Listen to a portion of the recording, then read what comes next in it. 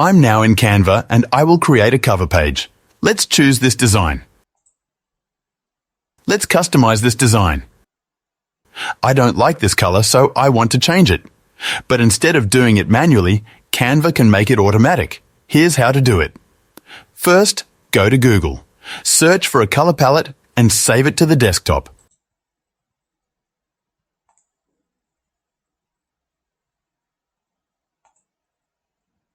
Now open it with Paint. Using the rectangular selection tool, choose a color combination and copy it.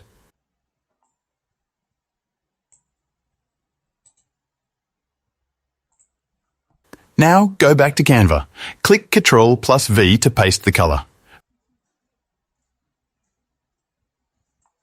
Right-click on the color palette. Click Apply Color to Range.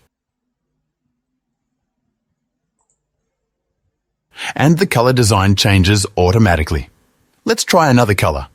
Using the rectangular selection tool, select the color you want and copy it. Paste it into Canva. Right-click on the color and apply it to the page. That's it. Follow us for more videos.